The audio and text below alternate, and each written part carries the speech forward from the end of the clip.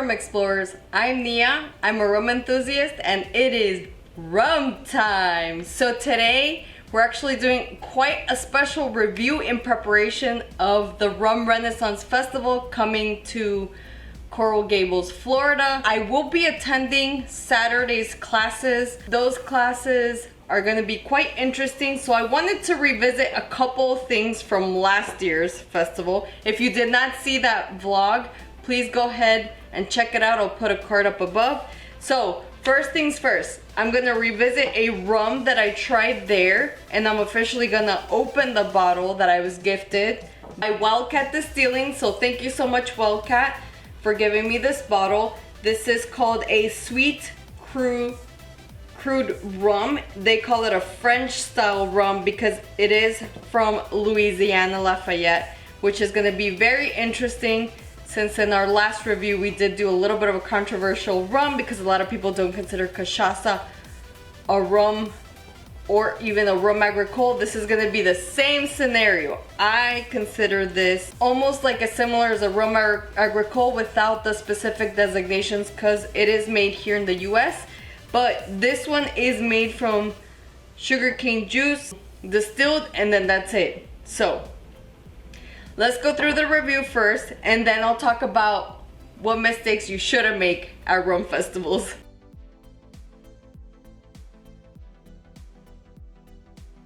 Okay, and I'm back. So for starters, let me give a huge shout out and make sure you hit that subscribe button to the Rum Posse. They are going to be with me at the Rum Renaissance Festival. It's Just Drinking with Robert and Roger. It's Paul from Drums and Rums. I am one of his alums, hence why I'm repping the merch, as well as Jami from Ready Set Rum. They're incredible channels that also review rum in their own certain way. And as far as Drums and Rums, obviously you have that music component, so if you do love rum and music, definitely check out his podcast and his YouTube channel so you can listen or see it or both. But I'm excited to meet everybody there. Now, on to the review. As far as this rum, it is from Louisiana. It's quite interesting. When I did talk to them during the festival, they did say that they get their sugar cane from Louisiana as well. And if you're not familiar, a lot of Floridian distilleries get their sugar cane from Louisiana as well. Now, as far as this specific rum, this bottle is 40 alcohol by volume. As you can see, it is not aged. It's completely transparent in color. As far as the nose, it's very, very unique. It does give you that typical sugarcane juice smell or sugarcane syrup smell, but there's something earthy there that I cannot put my nose on, literally. And there's something like a sweetness but earthiness to it. I don't know if it's like maybe the type of yeast they use that it smells yeasty, but it smells like earthy, very unique, but still sweet because it's sugarcane juice. As far as the palate, it is very smooth. Even though it's 80 proof, I barely got any hugs, so I actually gave it a low. I expected a lot hotter when I was trying it. And then it has this very interesting upfront peppery note, which I was not expecting at all. I am very, very impressed with this for a very simple sugarcane rum. And then the other thing is you do get those licorice elements.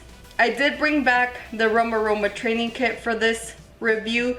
So I did bring out number 1, which is agricole, and number 2, which is banana, because I keep on reading on these reviews, sugarcane juice or syrup spirits, that everybody gets this nose of banana. I have not or have yet to experience that. So I figured that maybe my nose is not trained yet to detect banana, so we're gonna go ahead and take that additional step and train my nose. So let's start with the rum agricole, which I think it's gonna be a flop. I can see how these two can resemble each other, but there's something in here that I have never smelled in a sugarcane, and it's really, really unique. Very similar to rum agricole. I could definitely see where you could call it the nose like it smells like an agricole. Now let's move on to the banana, which I'm excited. I've never brought out the banana, by the way, so let's see. Oh shoot. Okay, now I get it. This is, okay, when you say banana, most of the times I was thinking kind of like the inside of the banana, so I wasn't getting it. But now that I'm smelling this, I'm thinking of like the outside of the banana. You know, when you freshly open that banana, when you smell the banana peel, so that inside, like the white part, and you smell it, that's what this smells like. And that's what this smells like. So I finally am able to detect. Now I feel like I need to revisit all the rum agricoles or the similar rums made from sugarcane juice or syrup to see if I can detect their banana. Maybe we'll do that challenge, go through all of the rum agricoles I have. Let me know if you want to see that in the comments down below. But quite interesting, and it's quite nice. Wow, cheers. Let me know in the comments down below if you have tried any Louisiana rum. So going back to the festival, there's a couple things I learned which I highly recommend. 1, eat hefty meals. I usually do intermittent fasting, which means I skip breakfast. Do breakfast, lunch, and dinner. The second thing, and I'll put the links down below, you can get this on Amazon, LiquidIV, huge. And then it's these Himalayan pills. They're not cheap, but they're totally worth it. When you start drinking, you take these pills, and what it does, it helps your body metabolize alcohol. The third thing is, do not assume that these people are gonna have water there. Quite disappointing. The last rum festival I did, they didn't have water stations. Learn from me and learn from these. As far as this specific bottle, for the rum type, this is gonna be an agricole. For the Gargano rum type, this is gonna be a pure single agricole. The Royal Rum Society, between dry and sweet, I gave it a 4. It's not very sweet, like I said. It's kind of like a unique rum agricole or like a sugarcane syrup distilled spirit. It's got this earthy note that I can't put my finger on, so I gave it a 4. From bland to flavorful, I was gonna give it on the lower end. From A to G, I was gonna give it like a C or a D, but I stuck with a D. And then from harsh to smooth, this is quite smooth, so I gave it a L for low. And then as far as the whiskey exchange flavor camps, I gave this an herbaceous and grassy. So just as a reminder, going back to the notes, this smells like sugarcane juice.